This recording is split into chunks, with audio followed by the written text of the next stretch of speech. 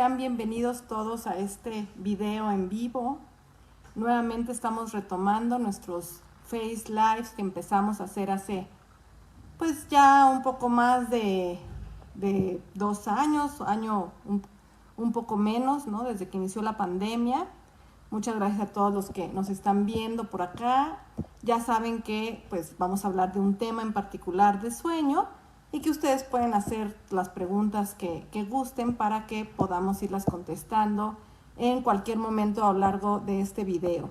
Muchas gracias a los que se están conectando. Cristi Bar, bienvenida. Cualquier comentario, cualquier pregunta, con todo gusto podemos responderla. Bueno, pues me presento. Yo soy la doctora Joali Arana, soy especialista en medicina del sueño, del Centro de Sueño y Neurociencias. Y el día de hoy queremos retomar esta bonita costumbre de los viernes de sueño para hablar de un tema que es muy importante, que es la narcolepsia. Bienvenido, José, bienvenidos a todos, Rubén Mendoza, gracias por ver este video y por favor compartan si creen que esta información le puede ser de utilidad a alguien, por favor compartan para que llegue a la mayor cantidad de gente posible y realmente podamos ayudar a muchas personas. Bienvenidos a todos los que se están conectando. Y bueno, pues, ¿por qué hablar de narcolepsia en estos días? Pues, recientemente, el 22 de septiembre, se conmemoró el Día Mundial de la Narcolepsia. Y bueno, en función de eso, pues quisimos hablar un poquito de este tema. Se conmemora el Día Mundial de la Narcolepsia para sensibilizar ante esta situación, ante este problema, para hacer conciencia de la importancia de un diagnóstico adecuado y un tratamiento en muy buen momento, porque esto puede cambiar la calidad de vida de los pacientes. Hay que hacer conciencia y también es importante visibilizar a los pacientes con este diagnóstico, porque de repente pues tienen muchos estigmas sociales, ¿no? De repente los pacientes con narcolepsia son estereotipados o se juzgan como personas flojas, ¿no? Como personas deprimidas, inclusive, cuando en realidad pues lo que tienen es un trastorno de sueño. Y bueno, justo por eso vamos a hablar el día de hoy de la narcolepsia. La narcolepsia es un trastorno de sueño que se considera una hipersomnia de origen central. Esto es porque su principal síntoma justamente es la somnolencia excesiva diurna. Es un problema, digamos que relativamente poco frecuente. La prevalencia es de entre 25 y 50 por cada 100,000 habitantes. Esto es la cantidad total de pacientes. Y la incidencia, es decir, los nuevos casos, pues son entre 0.02 y 0.74 por cada 100,000 habitantes. En México calculamos que tenemos alrededor de 500,000 pacientes con narcolepsia.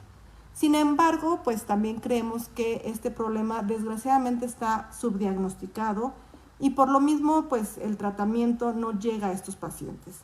Se calcula que cerca del 55% de los pacientes con narcolepsia no tienen diagnóstico en este momento. Y también se ha calculado que los pacientes tienen que esperar hasta 10 años o más para recibir un adecuado diagnóstico y con ello un tratamiento correcto que realmente pueda disminuir los síntomas y mejorar la calidad de su vida. Entonces, imaginen ustedes, estamos ante pacientes que no tienen diagnóstico, no tienen tratamiento y aunque busquen ayuda, tienen que esperar más de 10 años para recibir el diagnóstico y la ayuda correcta. Entonces, es importante conmemorar estas fechas, es importante hacer mucho ruido al respecto, para que los pacientes, pues nosotros los veamos, para que sean visibles y sobre todo para ser tratados y con ello pues mejorar su vida. Bueno, entonces sin más preámbulo, entremos directamente a qué es la narcolepsia, cuáles son sus síntomas, cómo se diagnostican y cuál es el tratamiento. Todo esto es lo que queremos platicar el día de hoy. Y bueno, pues la narcolepsia se caracteriza principalmente porque los pacientes presentan mucho sueño durante el día. Independientemente de cuántas horas duermen por la noche, aunque se debe decir que su sueño no es tan de buena calidad, tienen un sueño fragmentado, pero independientemente de ello, son pacientes que van a tener somnolencia excesiva diurna, es decir, mucho sueño del día. Este sueño se va a presentar como con ataques de sueño, es decir, los pacientes pueden estar muy bien, ¿no?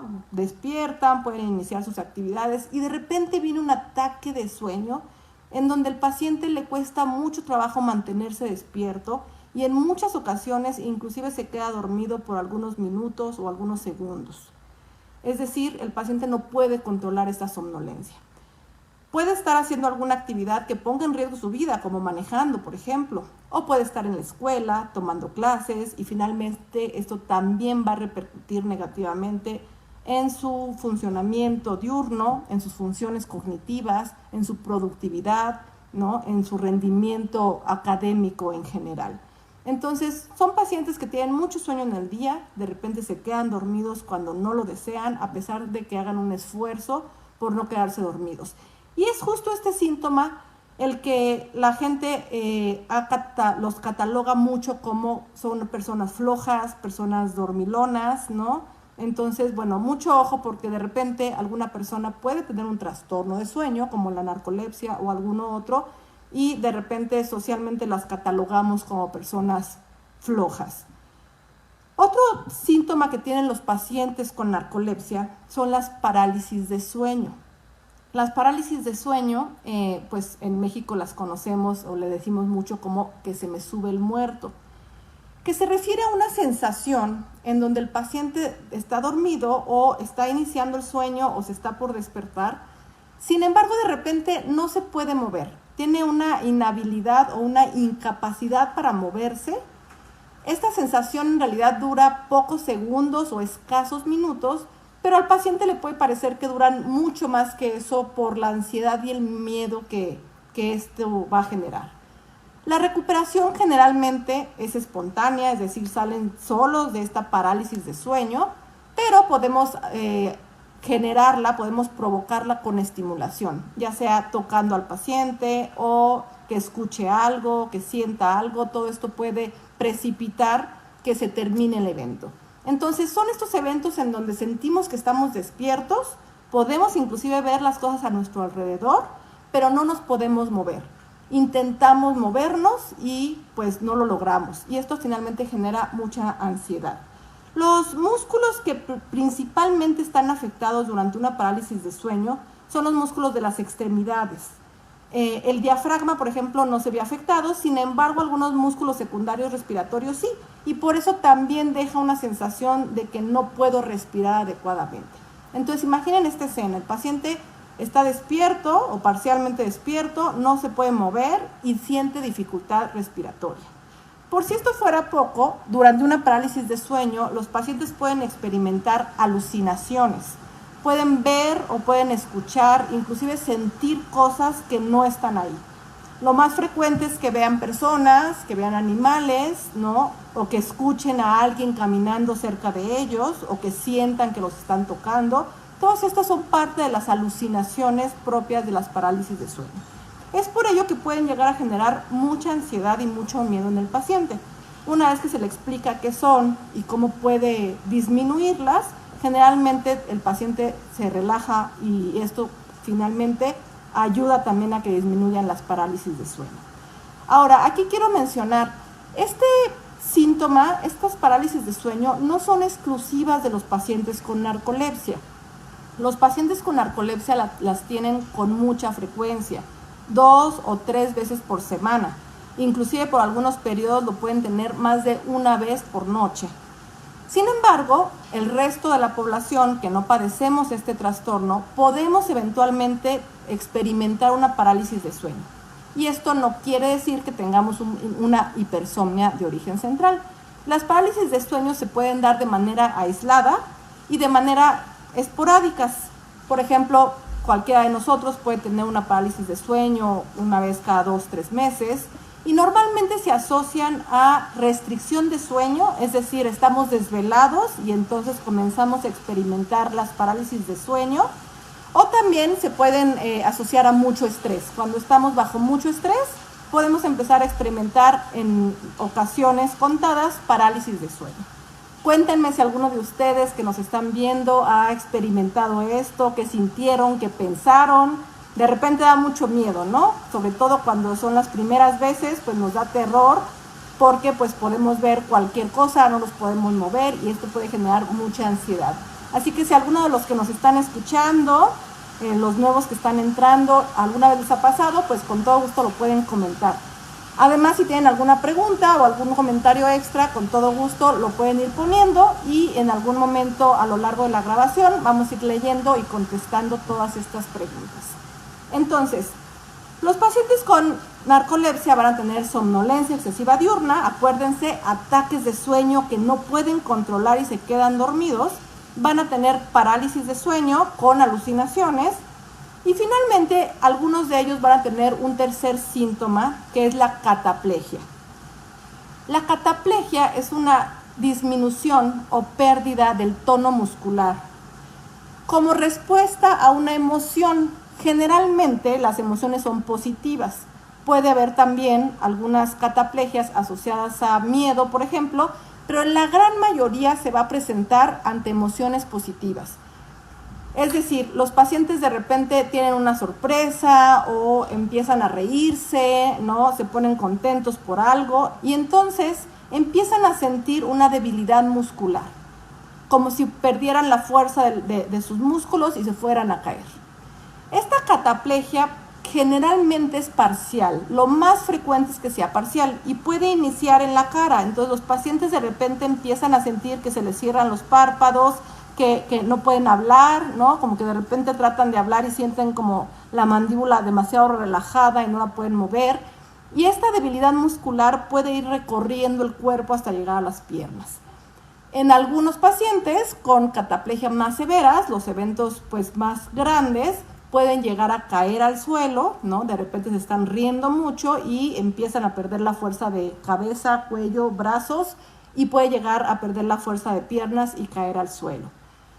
Durante estos eventos los pacientes están conscientes. Este es un punto bien importante porque esto nos puede ayudar a diferenciar la cataplegia de algunos otros eventos, ¿no? Por ejemplo, eventos epilépticos, eventos cardíacos, ¿no? El paciente no se puede mover por algunos segundos, pero está consciente de lo que está sucediendo. Y además se desencadena por una carcajada, una sorpresa, alguna emoción positiva. Y también va a ir regresando la fuerza de los músculos de manera paulatina. Así como se fue perdiendo, va a ir regresando. Entonces de repente el paciente va a tener un poco de fuerza, va a intentar incorporarse y de repente puede volver a desvanecerse por algunos segundos. Esto es perfectamente normal. No todos los pacientes debutan con todos los síntomas, sobre todo con este último. Muchas veces el paciente comienza con los primeros 2 síntomas y pueden pasar entre 3 y 5 años para que desarrollen también la cataplegia. O pueden no desarrollarla, ¿no? Que también hay un grupo de pacientes con narcolepsia que no necesariamente presentan cataplegia. Ahora, hay algunos otros síntomas que se asocian, aunque ya no son los síntomas cardinales, digamos que no son los síntomas centrales diagnósticos que consideramos. Pero también es importante mencionar que los pacientes con narcolepsia cursan con trastornos de alimentación. De hecho, cuando el problema de la narcolepsia comienza en la infancia, generalmente años antes comenzó un problema de alimentación en los pequeñitos y ganan mucho peso. Para cuando se les hace el diagnóstico de narcolepsia, estos niños o adolescentes ya tienen un problema de sobrepeso o de obesidad. Otros síntomas que pueden experimentar son un poco de deterioro cognitivo, ¿no? Como de repente estar muy distraídos, problemas de atención, de memoria, tener periodos en donde tienen dificultad para comprender algunas cosas, para resolver problemas. Todos estos pueden ser síntomas asociados a la narcolepsia. Además sabemos que los pacientes con narcolepsia tienen mayor riesgo a desarrollar otros problemas de sueño. Por ejemplo, si tienen sobrepeso, pues pueden ser pacientes con algún trastorno respiratorio, como ronquido o pausas respiratorias. Pero también se ha observado pacientes que tienen trastorno conductual del sueño-humor. Es más frecuente observarlo en pacientes con narcolepsia que en público general, en la población en general, quiero decir. El trastorno conductual del sueño-humor se refiere a pacientes que cuando entran a sueño-humor, cuando empiezan a soñar, comienzan a moverse y comienzan a actuar sus sueños. También los pacientes con narcolepsia con mayor frecuencia experimentan síndrome de piernas inquietas y movimientos periódicos de las extremidades, que se refiere el síndrome de piernas inquietas a una sensación incómoda en sus piernas cuando se acuestan a dormir, que les obliga a estar vigorosamente moviendo las piernas, porque el movimiento reduce la sensación incómoda. Pero una vez que las dejan de mover, la sensación regresa y entonces el paciente tiene que volverlas a mover. Esta sensación incómoda se va a presentar en la noche y en reposo. Ese es el síndrome de piernas inquietas. Y el trastorno de movimientos periódicos de las extremidades se refiere a pacientes que una vez que ya están dormidos, ahora sí de manera inconsciente e involuntaria, tienen pequeñas contracciones musculares de sus piernas con cierta periodicidad, ¿no? Esos son los dos trastornos que también vamos a ver con mucha frecuencia en los pacientes con narcolepsia. ¿Hasta aquí alguna pregunta de los síntomas, del cuadro? ¿Alguien tiene algún comentario? Muchas gracias a todos los que nos están viendo. Gracias por estar acá con nosotros. Muy bien, ahora pasemos un poco al diagnóstico. ¿Cómo hacemos el diagnóstico? Bueno, antes que nada quiero mencionar que este trastorno no vemos una diferencia por género. Es decir, es tan frecuente en hombres como en mujeres. Y los síntomas generalmente los vamos a empezar a observar en la segunda década de la vida. Es mucho más frecuente que inicien en la adolescencia. Existen también algunos niños que pueden arrancar con los síntomas. Cuando hablamos de niños, normalmente el problema inicia entre los 9 y los 10 años, pero lo más frecuente es que inicie después de la adolescencia o durante la adolescencia, digamos entre los 16 y los 20 años de edad. Es normalmente la edad en donde van a arrancar estos síntomas. Bien, ahora sí, vamos a pasar con el diagnóstico. ¿Cómo hacemos el diagnóstico en estos pacientes? Bueno, lo más importante, por supuesto, como en muchas otras patologías, es una buena valoración clínica, ¿no? Pues entrevistar a nuestro paciente, a los familiares, en algunas ocasiones hasta amigos o alguien que conviva mucho con el paciente. Esto es porque algunas veces los pacientes no se dan cuenta de algunas de las cosas que ocurren.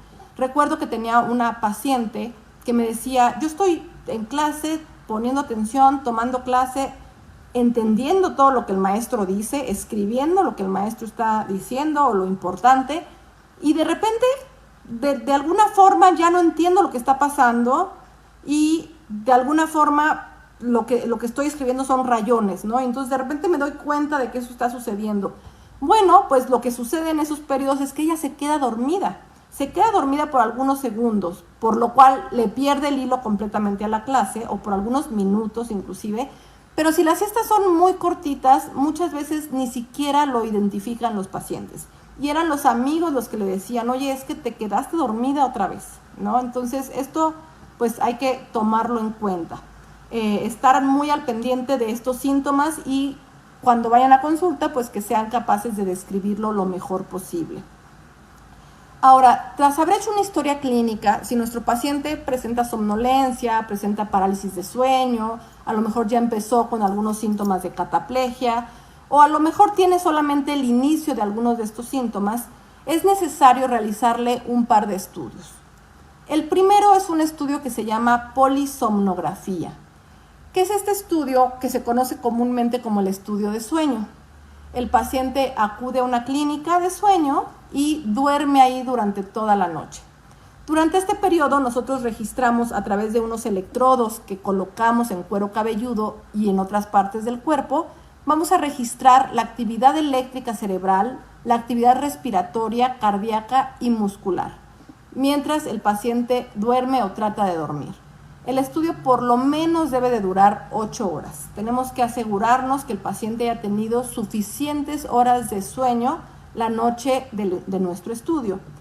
Este estudio nos va a servir para varias cosas. La primera es que podríamos descartar otros trastornos de sueño que tenga nuestro paciente y que a lo mejor pudiera confundir algunos síntomas, ¿no? Por ejemplo, un trastorno respiratorio durante el sueño que pudiera llegar a ser muy severo y esto generar que el paciente tenga mucha somnolencia durante el día. También nos va a servir para ver cuánto tiempo tarda en quedarse dormido el paciente, y cuánto tiempo tarda en llegar a su primera etapa de sueño-humor. Esto es algo importante para el diagnóstico. A la mañana siguiente, el paciente despierta, lo mantenemos despierto durante 2 horas y después vamos a hacer una segunda análisis, un segundo estudio que se llama prueba de latencias múltiples de sueño. Y consiste en poner a nuestro paciente a dormir una siesta de alrededor de 20 minutos cada 2 horas. Pueden ser entre 3 y 5 siestas, dependiendo un poquito de lo que vayamos encontrando en las siestas anteriores. Lo que nosotros estamos buscando nuevamente es ver si el paciente se queda dormido, cuánto tarda en lograr quedarse dormido y si entra a sueño-humor, porque este último es el que nos va a dar la clave para el diagnóstico. Entonces, bueno, estos 2 estudios son necesarios. Hay algunos otros estudios complementarios que en México en realidad no se realizan de manera habitual porque son más caros, son invasivos y además muchas veces no son tan sensibles. Entonces, bueno, estos 2 estudios son los que utilizamos para hacer el diagnóstico. Ahora bien, ¿cuál es la causa de la narcolepsia? A lo mejor ustedes se estarán preguntando en este momento, bueno, ¿y qué genera todo esto, no? ¿Qué es lo que pasa con los pacientes que de repente de estar muy bien en los primeros años de vida empiezan con todos estos síntomas? Bueno, este es un trastorno de origen neurológico. Lo que sabemos es que los pacientes con narcolepsia tienen una disminución de unas neuronas que producen orexinas. Las orexinas son una neurohormona, una proteína, una hormona que nos mantiene despiertos. Entonces, tenemos un núcleo en el cerebro que produce orexinas y las orexinas es una sustancia que sirve para mantenernos alertas, para mantenernos despiertos. Y lo que sabemos es que comienzan a morir, comienzan a disminuir y entonces los pacientes con narcolepsia van a tener una menor cantidad de neuronas orexinérgicas. Y esto, por supuesto, va a generar que haya menos orexinas en sistema nervioso central. Y como una de las funciones principales de las orexinas es mantenernos despiertos, pues entonces el paciente va a tener dificultad para mantenerse despierto, justamente, ¿no? Las orexinas lo que van a hacer es inhibir núcleos del cerebro que nos van a generar sueño y activar núcleos que nos van a promover estar despiertos. De esta manera, pues el paciente al no tener suficientes orexinas, pues esto va a generar que el paciente tenga mucha somnolencia durante el día. ¿Qué lo genera? Bueno, pues se ha identificado un gen, un alelo muy específico. Sin embargo, bueno, sabemos que no es suficiente tener el gen para desarrollar narcolepsia. Esto quiere decir que aunque tuviéramos el alelo, tuviéramos el gen que se ha identificado, no necesariamente vamos a desarrollar narcolepsia. Tiene que haber otros factores ambientales y físicos para que se desarrolle la narcolepsia. Y también sabemos que hay pacientes que no tienen este alelo, no tienen el gen y aún así desarrollan narcolepsia. Entonces, bueno, no está tan claro esta asociación o esta relación con el gen. Pero bueno, la conclusión mundial es que es un problema autoinmune, ¿no? Pareciera que nuestro propio cuerpo está atacando las neuronas orexinérgicas y de esta manera disminuyéndolas en cantidad y como consecuencia, pues disminuyen las orexinas en el cerebro y con ello todos los síntomas que ya platicamos. Y bueno, pues finalmente, ¿qué hacemos con los pacientes con narcolepsia? ¿Cuál es el tratamiento que les ofrecemos para que tengan una vida prácticamente normal? Y este es el objetivo justamente, y esta es la parte importante de por qué hay que hacer mucha difusión de este trastorno, de que hay un diagnóstico, hay un tratamiento efectivo, justamente porque el tratamiento va a lograr que el paciente tenga una vida prácticamente normal. A diferencia de un paciente que no tiene un diagnóstico, no tiene un tratamiento y que por supuesto que va a tener muchos problemas sociales, laborales, ¿no? Familiares. Es un paciente que normalmente lo que ocurre es que no logran terminar las actividades en las que se enrolan, los corren con frecuencia del trabajo, empiezan a tener un deterioro en el desempeño académico de manera muy importante, dejan de realizar actividades sociales por la somnolencia misma, pero también un poco por esta pena que tienen de que les vaya a ocurrir un evento cuando están con sus amigos, ¿no? Pensemos en un adolescente que de repente se empieza a reír y se cae al suelo. Por supuesto que muchas veces los adolescentes pues dejan de hacer actividades para disminuir el riesgo de que esto les ocurra con sus amigos. Entonces, un tratamiento adecuado va a lograr que un paciente con narcolepsia tenga una calidad de vida perfectamente o casi perfectamente normal, ¿de acuerdo? El tratamiento, bueno, vamos a dar un tratamiento farmacológico y un tratamiento no farmacológico. El tratamiento farmacológico es sintomático. Esto quiere decir que le vamos a dar un tratamiento para quitar o reducir los síntomas. Uno de los tratamientos principales es un fármaco que va a mantener al paciente despierto. Hay diferentes tratamientos que se están utilizando alrededor del mundo, pero el objetivo de este fármaco es disminuir o reducir la somnolencia excesiva diurna y que el paciente tenga la capacidad de mantenerse despierto. Entonces, bueno, es un fármaco que se va a tomar de manera crónica, esto es cierto, pero va a lograr que el paciente no tenga estos ataques de sueño o sean ataques de sueño que pueda controlar a lo largo del día. Adicionalmente, si nuestro paciente tiene parálisis de sueño y tiene cataplegia, hay otros tratamientos farmacológicos que podemos utilizar. En este caso se utiliza un fármaco, los antidepresivos, que reducen la cantidad de sueño-humor y con ello van a atacar la presencia de estos dos síntomas. Sin embargo, bueno, el tratamiento farmacológico no es lo único que vamos a utilizar. Hay que hacer un abordaje conductual y cognitivo muy importante con nuestro paciente. Desde explicarle qué es lo que le está ocurriendo. Créanme que eso puede generar mucha ansiedad en algún paciente, ¿no? También recuerdo un paciente que llegó a mi consultorio y me dijo, doctora, me estoy volviendo loca, ¿no? Esta paciente tenía muchas parálisis de sueño con alucinaciones y entonces decía, me estoy volviendo loca. Y pensando que podría ser un problema psiquiátrico, esto le generaba mucha ansiedad, lo cual exacerbaba las parasomnias y exacerbaba las parálisis de sueño. Entonces, bueno, pues es importante darle psicoeducación a nuestro paciente y a sus familiares, explicarles de qué se trata el trastorno, explicarles qué es lo que les ocurre cuando tienen esta parálisis de sueño, porque bueno, muchas veces genera tanto miedo, ¿no? Pensar que pudiera ser algo paranormal, no es difícil que la gente lo asocie con algo paranormal. Vamos, no me puedo mover y además estoy viendo cosas que no existen, ¿no? Entonces, bueno, este nombre se me sube el muerto, pues no está muy lejos de lo que popularmente se podría llegar a creer de lo que está sucediendo. Entonces, cuando le damos psicoeducación a nuestro paciente, esto va a reducir mucho el estrés y el miedo en relación a los síntomas que está presentando.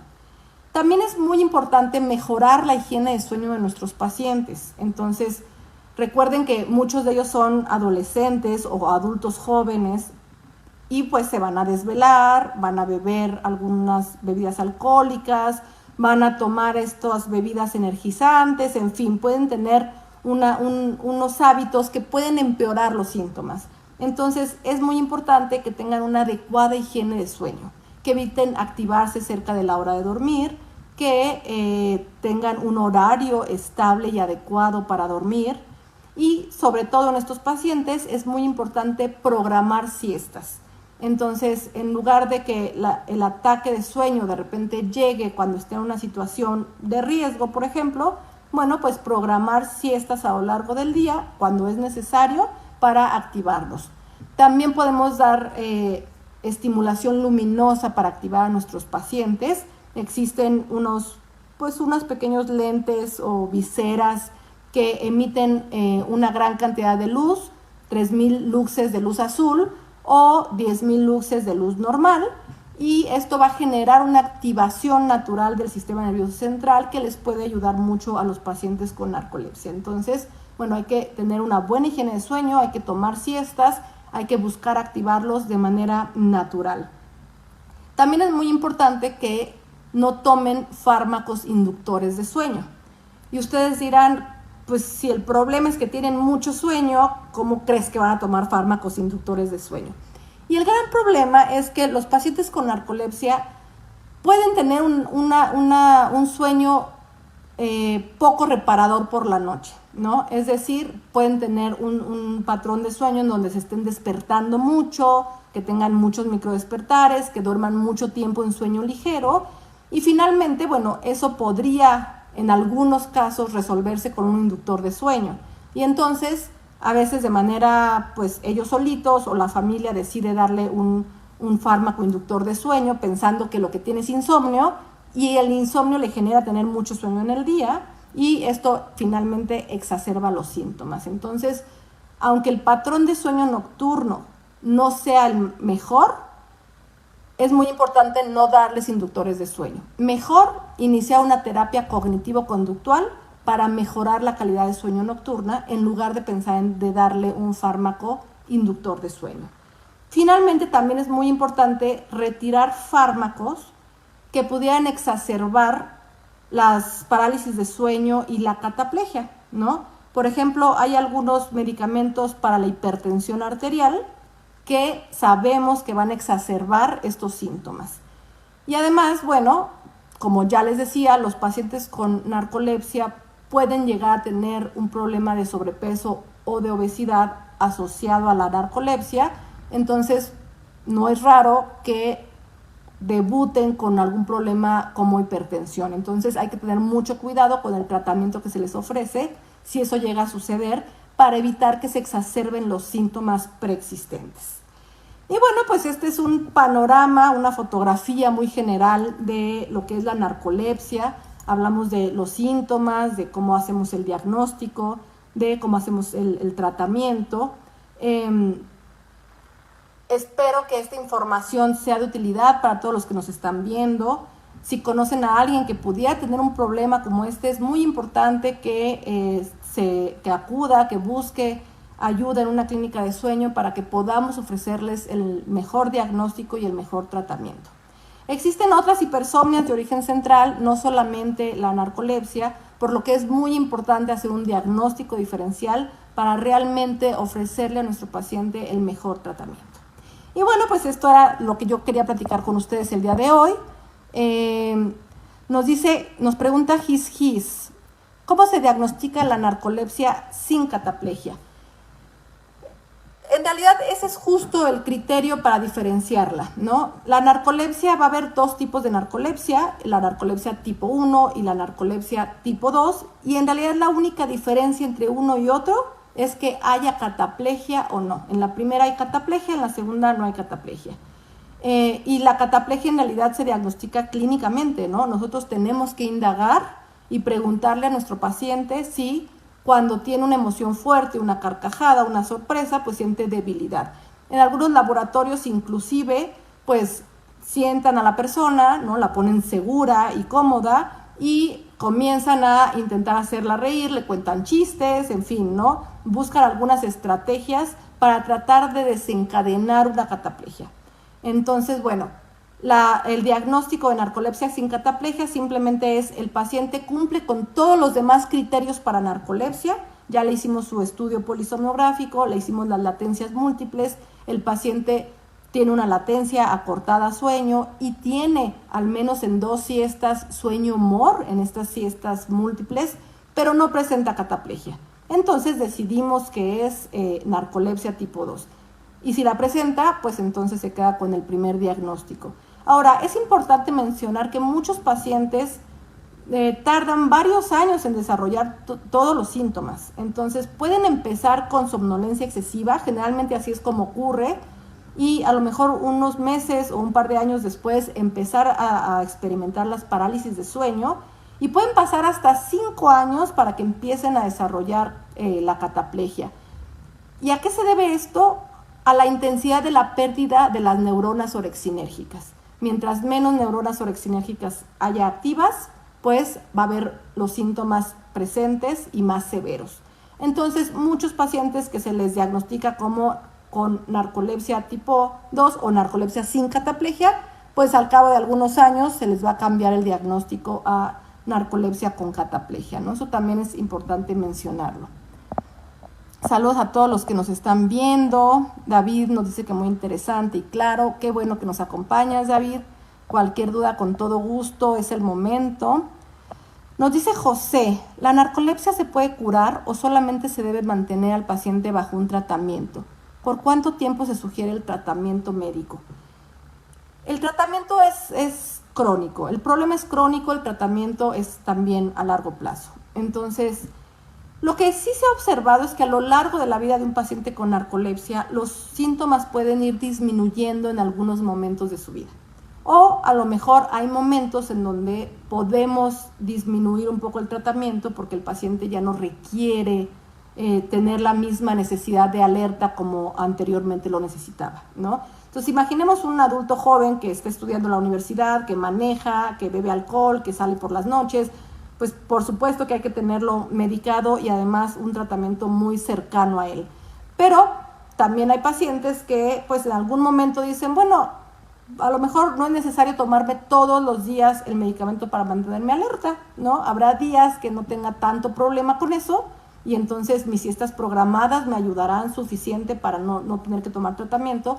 Y eso también es válido porque a lo largo de la vida van disminuyendo la severidad de algunos síntomas o reapareciendo, ¿no? Entonces, bueno, el tratamiento es crónico, es a largo plazo, no se cura, ¿no? Claramente no estamos curando al paciente, estamos controlando sus síntomas.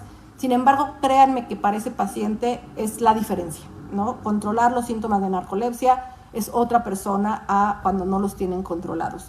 Entonces, a pesar de que no podemos curarlo por el momento, bueno, es muy importante que reciban este tratamiento. Fernando nos saluda y muy interesante, muchas gracias por estarnos viendo. Y pues creo que son todas las preguntas. Gracias a todos de verdad por estar con nosotros en esta tercera temporada de Viernes de Sueño. Vamos a retomarlos y vamos a continuar dándoles a ustedes cada viernes de cada 15 días un Face con un tema diferente.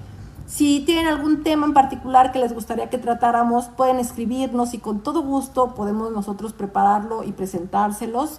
Y cualquier duda que tengan, pues también pueden escribirnos a través de nuestras redes.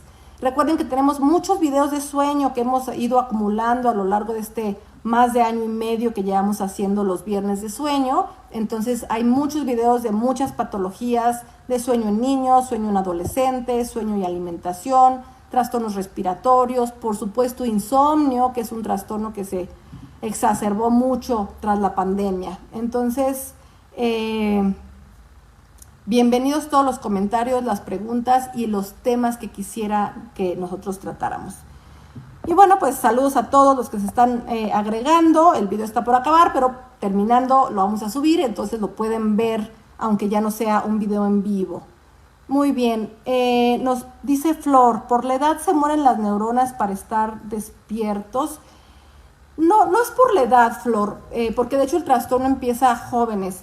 Hay personas que son más vulnerables a desarrollar este problema de narcolepsia, ya lo decíamos, ya se identificó un gen que nos puede hacer que tengamos mayor riesgo a desarrollar narcolepsia, aunque tener el gen no es equivalente a voy a desarrollar narcolepsia y viceversa, es decir, no tener el gen no me salva de en algún momento poder desarrollar narcolepsia. Pero bueno, decíamos que hay un gen, estamos con una predisposición genética a desarrollarla. Y tiene que haber factores ambientales y físicos para que de algún modo mi sistema inmunológico no reconozca estas neuronas y las ataque. Pareciera que es un problema autoinmune.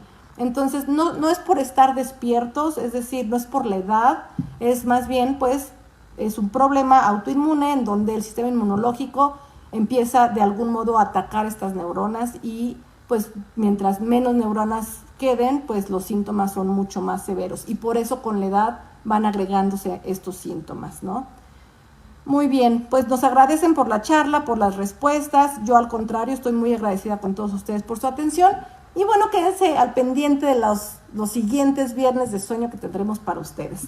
Un abrazo fuerte y que pasen excelente noche.